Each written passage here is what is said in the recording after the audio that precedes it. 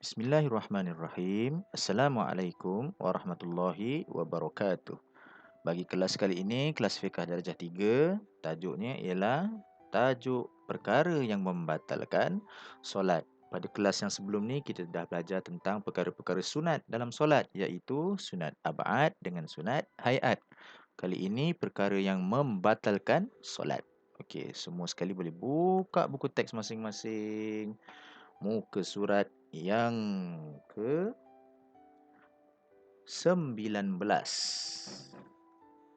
Yang ke-19. Okey, ini dia 19. Perkara yang membatalkan solat. Okey, baik, kita tengok satu persatu. Yang pertama, berkata-kata dengan sengaja. Contohnya kita Allahu Akbar, Bismillahirrahmanirrahim. Mak pun panggil. Abu, oh Abu. Kita pun jawab, ya mak. Berkata-kata dengan sengaja.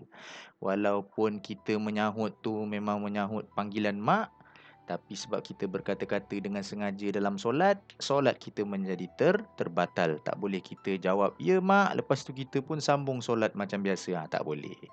Yang kedua, menambah atau mengurangkan rukun fi'li dengan sengaja. Tak boleh menambah dengan mengurangkan rukun fi'li. Rukun fi'li ni apa? Perbuatan dengan sengaja. Apa rukun fi'linya? InsyaAllah nanti kalau ada masa nanti saya akan ajar. Yang ketiga, kedatangan hadas.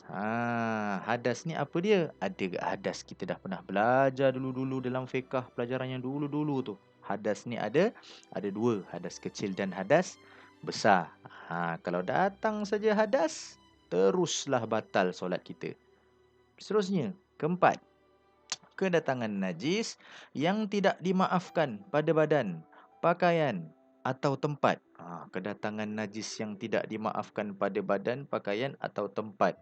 Tiba-tiba je cepup ada tai lah, ada najis ke apa ke kena pada badan, pakaian atau tempat kita solat. Automatik solat kita akan terbatal juga. Seterusnya, terbuka aurat. Terbuka aurat ni bukanlah terbuka tu terus batal. Bila terbuka aurat, cepat-cepatlah tutup. Kalau macam tu, dia tak batal. Kalau terbuka aurat tu kita biar je. Best pula sejuk angin ni kan. Macam telekung lah perempuan. Perempuan kan dia kena tutup seluruh tubuh badan kecuali muka dan tapak tangan. Sekali angin kipas kuat, syum, terselak telekungnya. Rasa sejuk aja kan. Dan dia pun biar aje. Itu terbuka aurat lama-lama tu menjadi batal solatnya. Seterusnya, memalingkan dada dari arah kiblat. Kita solat ni menghadap kiblat. Kalau kiblat kita tu straight kan, lurus kan, tiba-tiba kita pun macam gatal nak menggaru, ataupun kita nak bergerak sikit, tak selesa nak membetulkan keadaan kan, berdiri ke atau apa ke. Sekali kita bergerak tu, dada kita terpaling daripada arah kiblat. Batal lah solat. Dada kita tu mesti stay, mesti kena betul-betul menghadap kiblat. Itu sebagai tandanya. Seterusnya, mengubah niat atau ragu-ragu untuk meneruskan atau membatalkan solat. Mengubah niat. Contoh, tadi solat zuhur, sepatutnya solat asar. Dia niat tu macam, sekarang ni solat apa tadi yang aku niat tadi tu?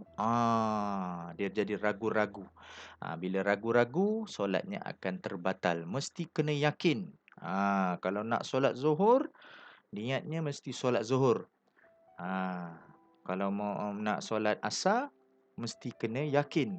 Niatnya solat asar. Dia tak boleh ragu-ragu. Dah angkat takbir, Allahu Akbar. Tadi niat apa tadi baca tadi? Isyak ke?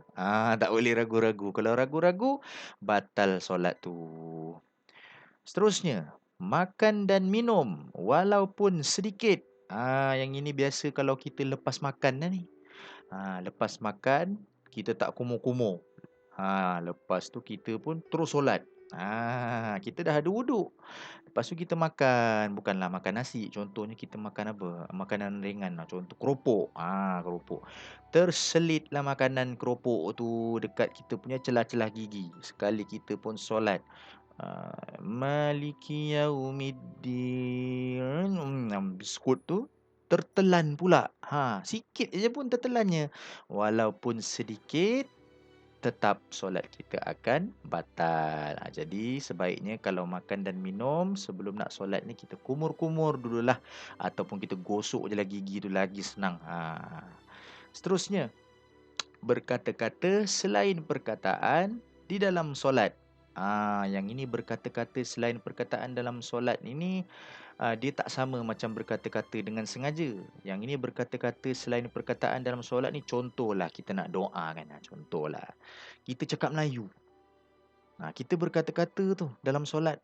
Kita sebut macam biasanya kita sujud lah. Sujud ni selalunya kita berdoa minta kepada Allah. Kita pun sujud subhana rabbiyal a'la wa bihamdih, subhana rabbiyal a'la wa bihamdih, subhana rabbiyal a'la wa bihamdih. Lepas tu kita pun cakap Melayu. Ya Allah, ampunkanlah kedua dosa ibuku. Cakap Melayu. Berkata-kata selain perkataan di dalam solat. Kalau kita cakap macam itu, maka batallah solat kita tu. Kalau nak berdoa waktu tengah sujud tu, kena cakap bahasa Arab lah. Atau nak paling selamat, berdoa di dalam hati. Supaya untuk mengelakkan kita berkata-kata selain perkataan yang di dalam solat tu lah. Itu dia. Seterusnya, hilang akal, mabuk, pitam atau gila. Ini berkaitan dengan akal lah, tak boleh berfikir. Contohnya macam orang hilang akal ni biasanya contoh penyakit sawan lah kan. Penyakit sawan. Tiba-tiba solat. Sami Allahu liman hamidah. Tiba-tiba datang sawannya. Sudah dia tak ingat apa yang berlaku. Tiba-tiba je pengsan. Gedebuk pengsan. Lepas tu dia bangun balik. Dia pun nak sambung solat. Tak boleh. Sebab solatnya tadi sudah batal. Sebab dia tadi hilang akal, mabuk, pitam atau gila tadi. Dan yang terakhir sekali ialah murtad.